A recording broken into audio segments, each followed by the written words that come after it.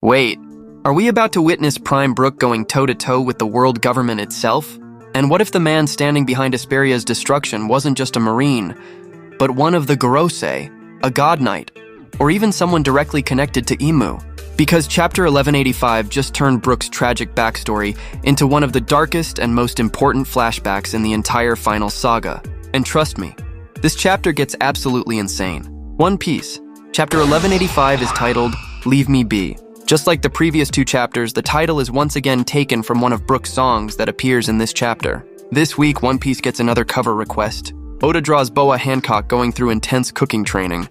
"I want Luffy to eat it," Hancock proudly declares.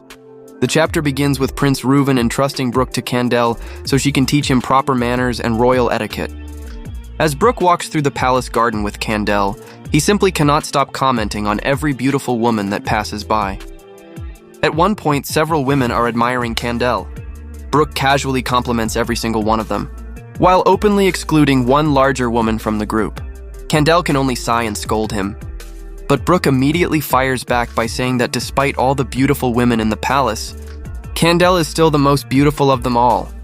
Even though it sounds like a compliment, Candelle remains focused on her duties.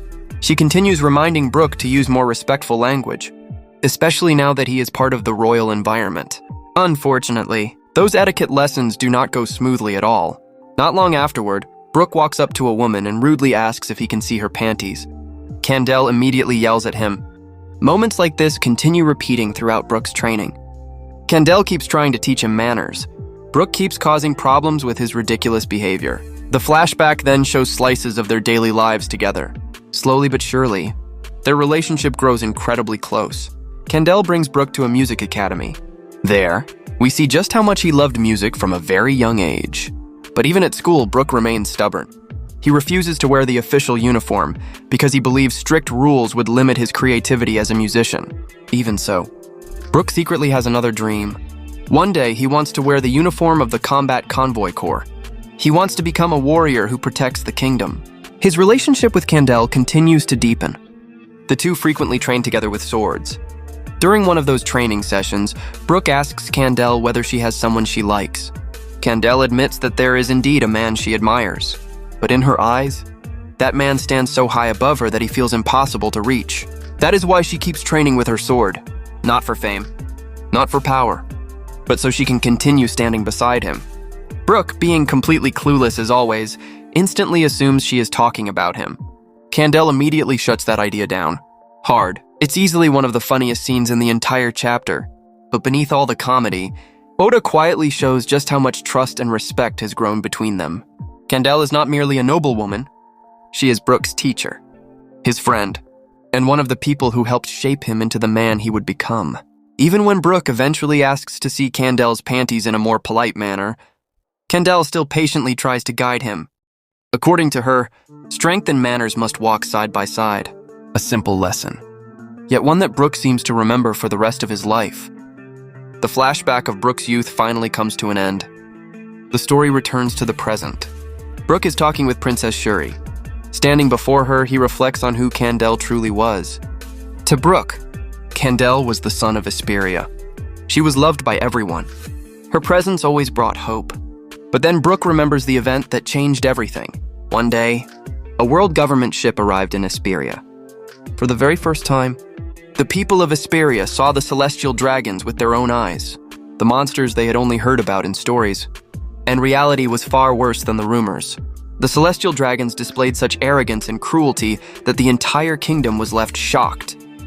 The emotional impact was so severe that Candelle eventually became bedridden for months. According to Brook, it felt as if the kingdom's sun had begun to set. The people's hope slowly faded. But then, everything changed again. Prince Reuven finally ascended the throne and became king of Esperia. At the same time, he married Candelle. The entire country erupted in celebration. Esperia became a sea of joy.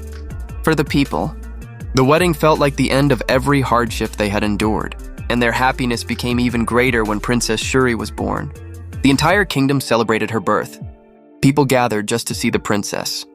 They laughed, they cheered, and they dreamed of a bright future for Esperia. Brook himself deeply loved the royal family, He considered Reuven and Candelle the two people who had changed his life forever. That is why he swore he would gladly sacrifice his life for them whenever necessary. Brook and Shuri's relationship also grew stronger. Almost like family, they trained together. They sang together. They played together, and constantly teased each other. One day, Shuri asks Brook if he would risk his life for her. At first, Brook says it is because she is the daughter of Reuven and Candelle. But Shuri is not satisfied with that answer. Eventually, Brook admits the truth. He would do it because she is Shuri. That answer finally makes her smile. Peaceful days continue passing by. Brook teaches Shuri many songs. One of them is a song called Leave Me Be, a simple and cheerful song at the time. No one realizes it will eventually become the symbol of Esperia's tragedy. Time continues moving forward. And when Shuri turns 15 years old, disaster finally arrives. The narrator reveals that during that year, music disappeared from Esperia. A thick fog covers the island for half a year. The musical instruments that made Esperia famous begin rusting away. The beautiful melodies that once filled the streets gradually vanish. The fog eventually becomes poisonous smoke. Instead of music, the only sounds heard throughout the kingdom are people coughing. Tens of thousands become sick. Hundreds lose their lives. The kingdom that was once filled with laughter slowly transforms into a land of suffering. Eventually, the fog disappears. But the damage never truly heals. Then comes the greatest tragedy of all. Candelle dies. The entire kingdom falls into mourning. The people cry. Brook cries. Shuri cries. Even King Reuven, the man who always stood strong, cannot hide his grief. But Esperia's suffering is still not over. Even in its ruined state, the world government still demands the heavenly tribute. Unfortunately, Esperia can no longer afford it. Then comes a horrifying proposal. Instead of money, the world government demands 1,000 citizens to be handed over as slaves. To Reuven, that is a death sentence. Anyone taken to the Holy Land rarely ever returns. And so, King Reuven makes the biggest decision of his life. He chooses war. Not surrender. Not sacrifice innocent people. War. 2 months later, the world government fleet finally arrives. A massive battle erupts. The soldiers of Esperia fight desperately to defend their homeland. Amidst the chaos, Brook leads the resistance while singing Leave Me Be.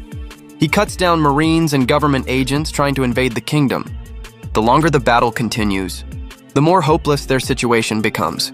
Fires begin consuming the city. The garden where Brook and Shuri used to walk together burns to ashes. Places filled with Brook's childhood memories disappear in the flames.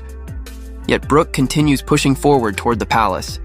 He must ensure the safety of King Reuven and Princess Shuri. Inside the palace, Reuven is arguing with his daughter. Shuri wants to join the battle.